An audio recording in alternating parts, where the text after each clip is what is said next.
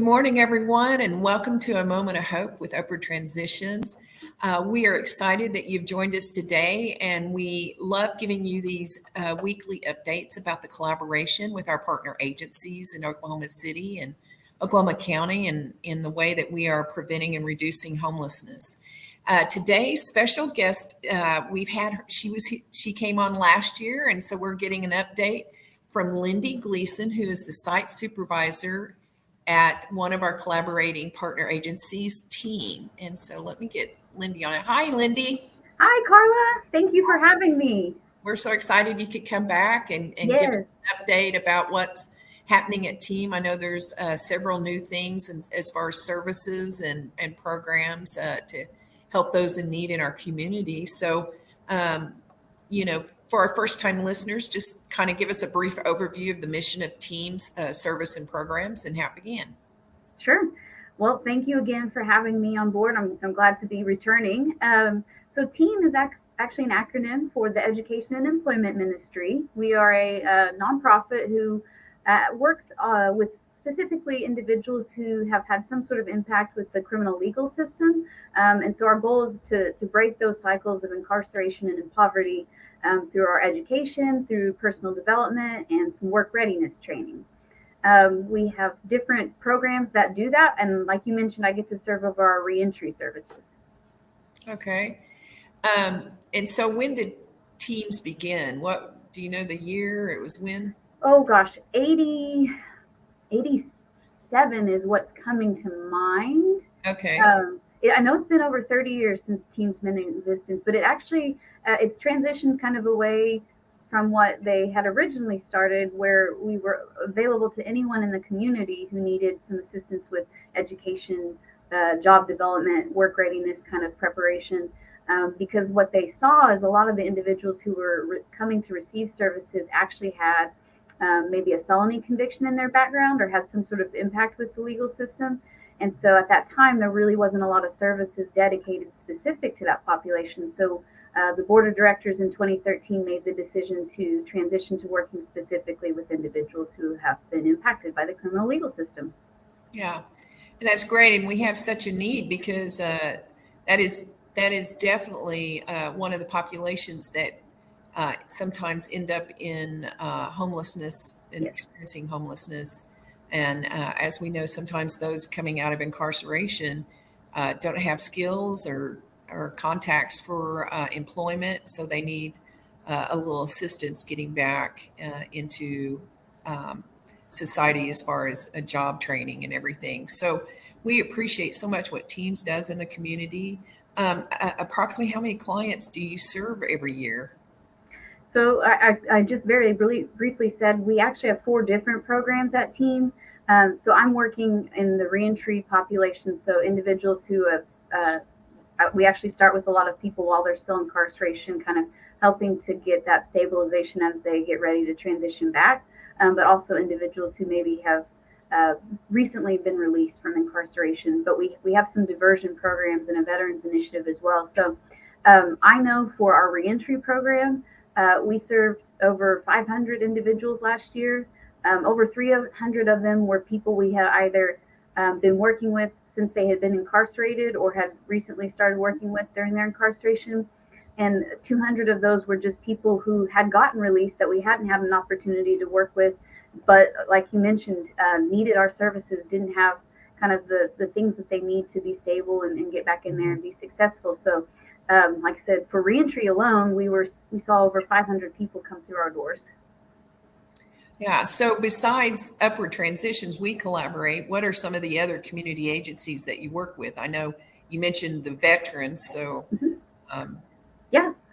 So certainly Upward Transitions, you guys have been a mighty big partner of ours in assisting some of our individuals, especially with those documents they need to be able to go to work.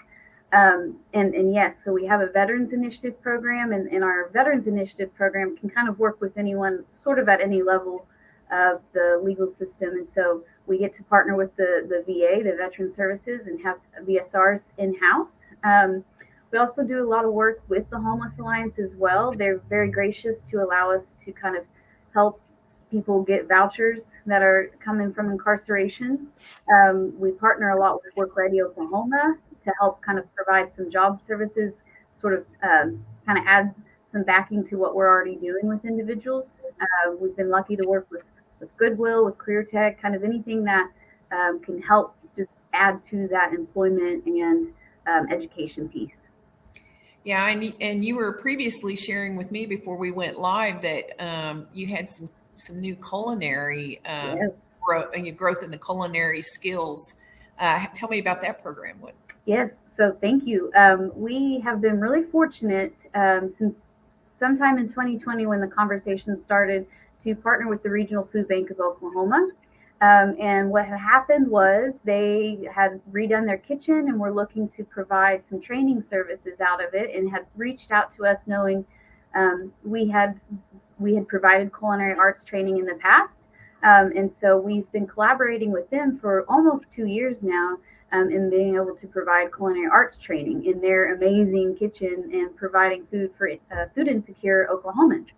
And because of that success, we've actually been able to kind of branch out and utilize more of their facility for trainings. And so we're doing warehouse training, we're doing inventory recovery training, and hopefully as the year kind of progresses, there's just more opportunities we can offer participants who maybe because they're going to be facing that barrier of having a felony conviction, we'll have this training that kind of provides that leg up and opportunity in helping them find employment, and employment that's good career, well-paying type of employment.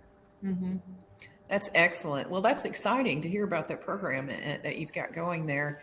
Anything that our nonprofit community can work together in trying to provide those wraparound services and break down those barriers to these clients that we're working with that are in need to get back in to contributing as citizens again, in our community. And we really are fortunate in Oklahoma City to have that type of collaboration here. So, amongst the clients that you serve, the populations that you serve, what do you see is probably the most prevalent contributing factor to homelessness with those clients that you serve? What's homelessness is complex, multiple layers of reasons why people become homeless, but what seems to be observed as the most contributing factor there? Yes. So Carla, we were working a lot to help people develop skills that are help them get good jobs and support themselves and their families. And I think we in Oklahoma City especially see so many more second chance employers and those opportunities opening up, which is great. But what I still struggle and have challenges with are finding good, safe, stable housing for individuals that on a background check are going to show that they have had a felony conviction. And so we part of what we do pretty frequently is try to stay in contact with apartments and housing agencies to try and keep up with those areas that individuals can move in that on a background check may have something in their background. And so I think for our population, there is maybe still that stigma of if someone has a felony conviction that maybe they aren't someone that are trustworthy to rent to, or maybe if they don't have the reliable rental history worth taking a chance on. And so what we find is that if it's maybe Oklahoma City's a little better, but especially our people in the surrounding communities have a hard time finding someone that will rent to them, either because they have expectations of how long it has to have been since a felony conviction has occurred, or what sort of felony convictions they'll allow. And so just the background alone is a huge barrier to some individuals. And then when they do find something, it may come at the cost of, we're going to take this chance on you because we see that something's in your background, but you're going to pay a much heftier deposit. And that's hard with someone coming from that's being recently released back to our community, who maybe hasn't either had an opportunity to get employed while they were still incarcerated, or maybe is still just kind of getting their feet under them and has still all kinds of other things that are being expected to pay for them, like fines and fees and court costs, and if there's ankle monitors or probation fees. Yeah. And, in addition to that, too, I mean, we've got this tight housing inventory. There's a lack of affordable housing Mm-hmm. in Oklahoma Yes. City. So that greatly reduces even the options of having landlords who are willing to rent to someone, who has a felony in their background. So, Yes. uh, you've that is definitely a barrier in Oklahoma City as far as being able to get people off the streets and get them housed quickly. Mm-hmm. So thank you for that wonderful work that you guys do. So do you have an example of how team and upward transitions work together to support the clients you serve? Oh man, do I?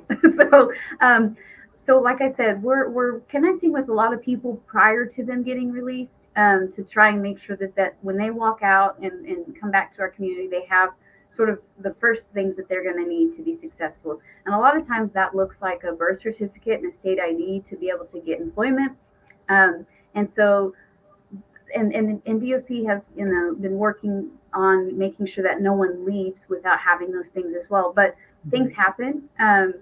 People maybe discharge unexpectedly early, or situations come up where the opportunity hasn't come up to be able to get them those things. Or like I said, there was over 200 people we met with that we never had a chance to do services with prior to their release.